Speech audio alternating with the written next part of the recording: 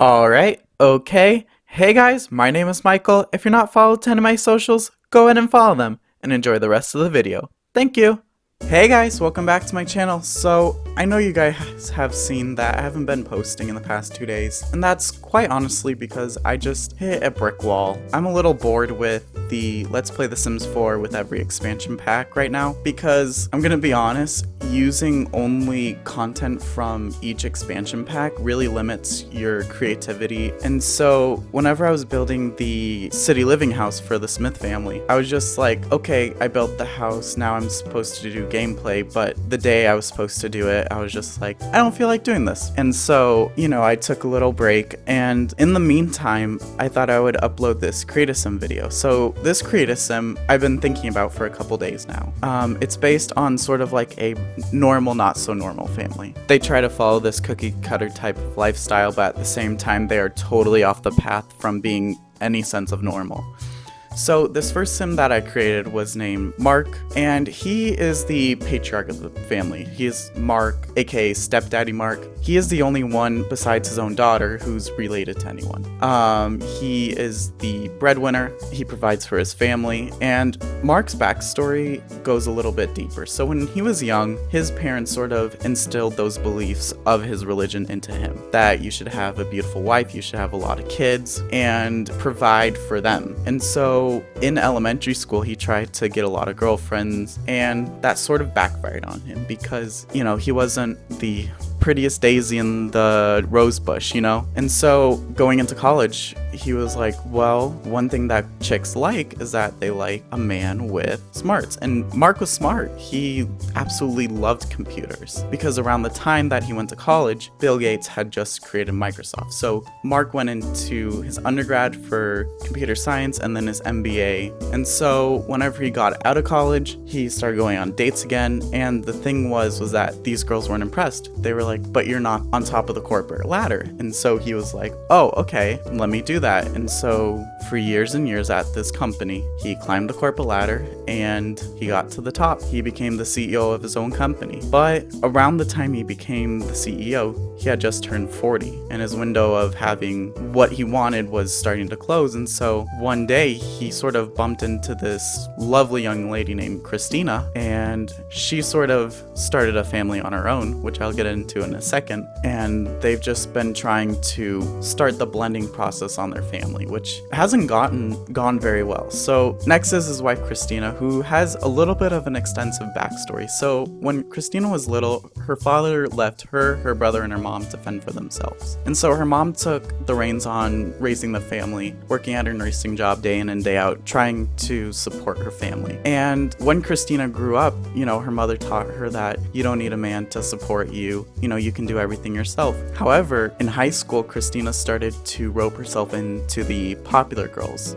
And the thing was that the popular girls had a lot of money. And Christina thought that, well, in order to be successful in life, you must have a lot of money. And so she totally ditched her mom's advice and started dating her high school sweetheart, Ryan Gomez. And Ryan was a rich kid. He was the captain of the soccer team, but he was very, very stupid. And so right out of high school, they got pregnant. And Ryan's family, right after that, they cut him out of everything because he made the dumb mistake of having a baby at such a young age. And so Christina was like, well, we kind of need money in order to survive. And so right after they had their first kid, they became pregnant with their second kid, followed by their third and fourth. And she just realized that Ryan wasn't the one because he just was a slob and just didn't work for what he had. And so she fled and she started manhunting because Christina is a little bit of a gold digger. That's what sort of was instilled in her. And so she and her friends at night, she would leave her kids all by themselves at her house, and she and her friends would go look for rich men at night. And one day they go to a party that they're not invited to, and she sort of bumps into a very wealthy single man named Mark Brigham.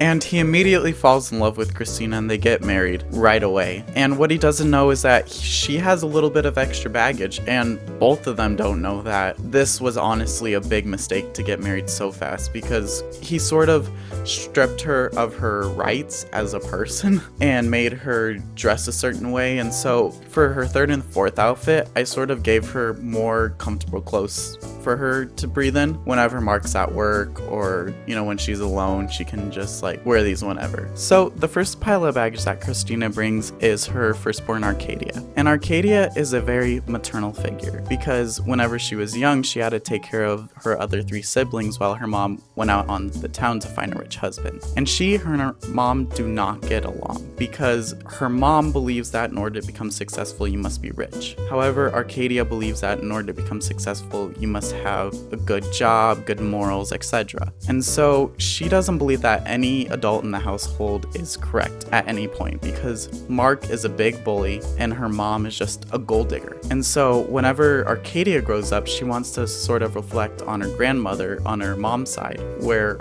her grandma worked day and night just to provide for her mom. And she sort of wants to reflect that on her younger siblings. So she reads a lot of books. That's why I gave her the bookworm trait, because she wants to read a lot of books about how to become a better person. And whenever she goes to university, she wants to study philosophy. I know that's not a very good major to choose while you're at university, but she just wants to open her mind to other points of views because she's just very conscious about different viewpoints. So next we have Christina's second daughter, Rebel, and just as her name implies, Rebel is sort of rebellious. Whenever Rebel was young, she sort of was the counterpart of Arcadia, where Arcadia was more of the peacemaker, Rebel was more of the chaos. And not a bad chaos, if that makes sense. Whenever she would get angry or upset, she would channel her hot-headedness into athleticism. And so whenever she started growing up, she realized that whenever she pushed herself or was really angry, she got first every single time. And so she's a part of the cross-country team, soccer, swim, etc. And she completely annihilates those sports. And recently she's been looking at going into the military or going to a military school because at home she's not very nice to everyone either. She absolutely despises Mark because he is lazy and he's mean to her because she looks like a boy when in reality she should look like a girl and wear dresses. And she totally does not comply with Mark's rules. And she doesn't like her mom because she's a gold digger. And so now she's starting to deviate from the family and starting to sort of understand who Rebel is and starting to explore who she is as a person. So next we have Ryan, Christina's one and only boy. And him being from a house of girls, he sort of developed effeminate traits by wearing makeup, buying dresses, and Mark absolutely hates this.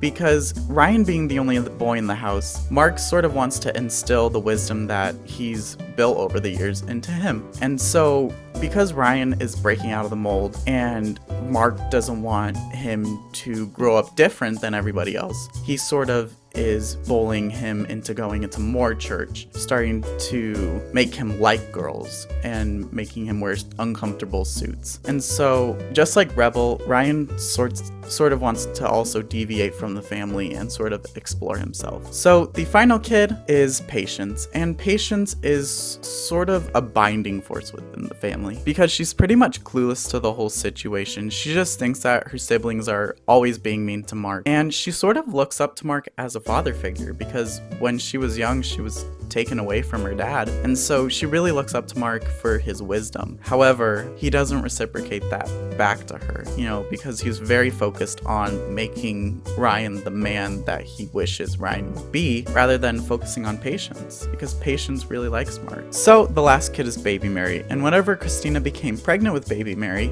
none of the kids wanted her because they thought that any kid from Mark was going to be the literal spawn of Satan. But when Baby Mary was born, they realized that there was more to life than just hating their stepdad. They now realized that there was this new kid in the house and that they should be obligated to take care of it and raise it in sort of a pseudo-normal environment. If you are interested in downloading this family, my origin ID is in the description below. Just remember that it does use custom content, so you have to check the box that says include custom content. Thank you guys, and I'll see you next time. If you guys enjoyed this video, why not like and subscribe? And leave a comment for what I should do in the next video. Thank you guys so much. I will see you in the next video. Bye!